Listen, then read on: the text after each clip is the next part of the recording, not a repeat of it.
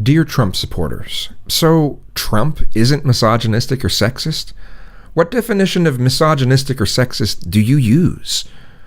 Do you think it doesn't matter that his statements and attitudes and ways he treats people are blatantly misogynistic and sexist? Do you think his beliefs and desires and the way he treats people don't make any difference? Do you really think none of that matters because you're that anti-Hillary? So how about this? Does someone have to actually refer to themselves as racist in order for them to be racist? What about the white nationalists and black nationalists and racial separatists and racial supremacists out there who will jump up and down to declare that they're not racist? How about those KKK members who claim that they're not actually racist? Are they in actuality not really racist because they say they aren't? If they say the phrase, well, I don't have a hateful bone in my body, does that mean that they're not racist? Are you going to go into one of those, well, technically, arguments and state that racism requires an actual hatred, or that it requires proof that someone has actually discriminated against someone and that their attitudes about others makes no difference? Where you might as well be stating that technically the sky isn't blue and stroke your ego with verbosity that's purposely trying to derail the concepts being talked about? So does Trump merely stating aloud that he respects women mean that he actually respects women? Does calling women in beauty contests Miss Piggy actually showing respect for women? If an Abrahamic religious guy says to a gay person, well, I love gay people, but I don't think you should have any rights because you're a heathen and you're going to burn in hell for eternity, does it mean that he actually loves gay people? No? Why not? It works so well for Trump when he does similar things to women and Mexicans and a lot of minorities.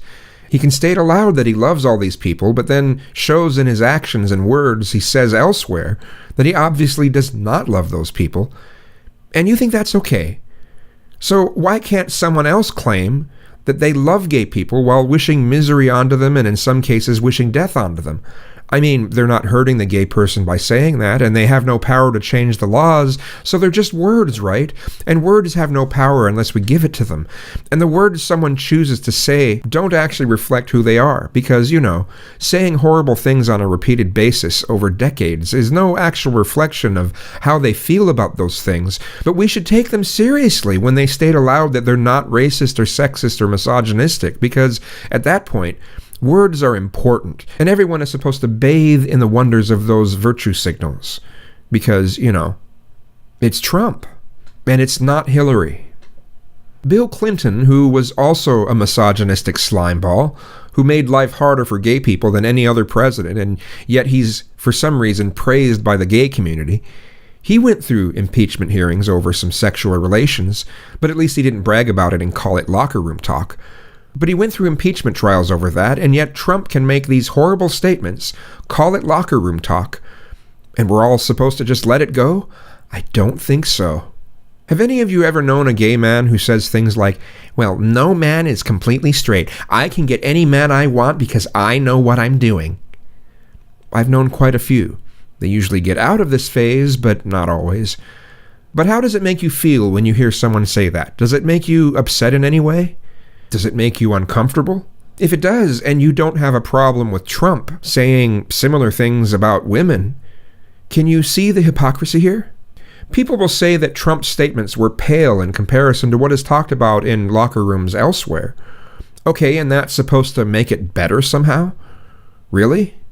So you're essentially saying that because some guys are way more misogynistic, that I shouldn't worry about Trump's misogyny because I shouldn't question or criticize a presidential candidate that you happen to like because insert 4chan insult here because that makes someone intelligent. Can you imagine what the Trumpsters are going to be like if Trump actually becomes president? We'll be back to 2001 to 2003, where Republicans, including news anchors, regularly told people that they were un-American if they said bad things about Bush after 9/11.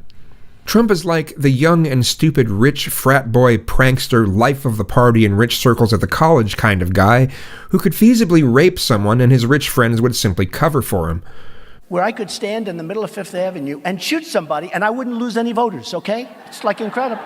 But he never actually grew out of that mindset like most people do. Lather was 30 years old today. They took away all of his toys. Trump makes it so much worse than an actual frat boy because it goes well beyond a college. And it's all about using both his financial position and his status to treat people like shit, especially women. To me, Trump is like this guy. Can you picture Obama saying that same stuff that Trump is calling locker room talk? How about Jimmy Carter? How about John F. Kennedy?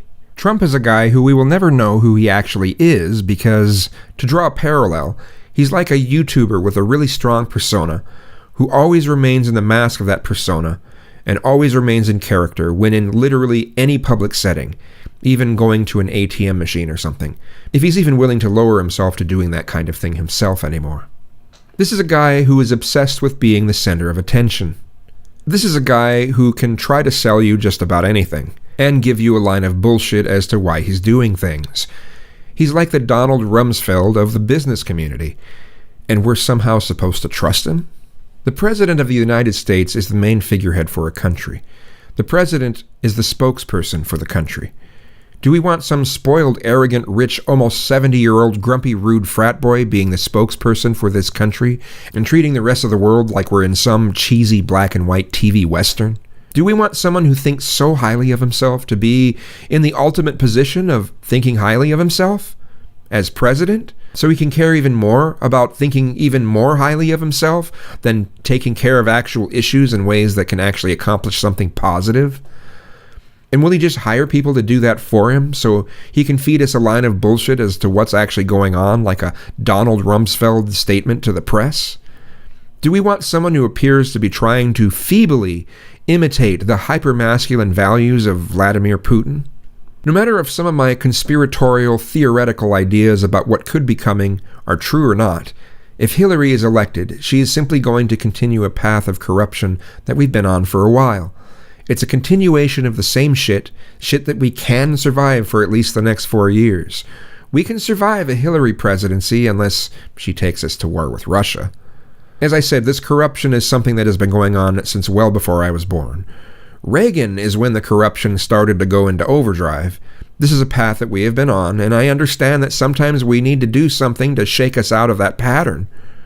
We need something extreme to shake us out of that pattern, but at what cost are we willing to do this? I think a scorched earth policy is a terrible one, and that's exactly what we'd be playing a game of Russian roulette in if we elect Trump. But some of you don't actually have a problem with him at all. And to those who don't have a real problem with him at all, you're basically saying, it's okay to treat people like shit if you have a lot of power. It's okay to brag about using your power to control people in extreme ways. It's okay to purposely go out of your way to refer to women and minorities in disparaging ways. It's okay to act like a spoiled rich frat boy at almost 70 years old. It's okay to act like Vanity Smurf, and it's okay to take comments about things like small hands seriously enough to address them publicly. It's okay to threaten to sue a heckler because they said something negative about you on mainstream media. Because, freedom of speech is important unless they say something negative about you, and then you can start acting like the YouTuber named And really, that's the big thing that scares me. It's the fact that whoever we have as president seriously affects our culture. The anti-idealist, anti-diversity, pro-bully, pro-harassment mindset that has been creeping up more and more will come out at full swing if he becomes president, which will put a lot of gay men back in the closet, which will make a lot of trans people never come out of the closet. It will make a lot of black people feel even worse about themselves as we socially head towards those days when many Christian Americans feel that the United States was great somehow, the 1950s, because that's the goal after all, to return us to those non-existent days when we were great. Because America, USA, USA, make America white and right again.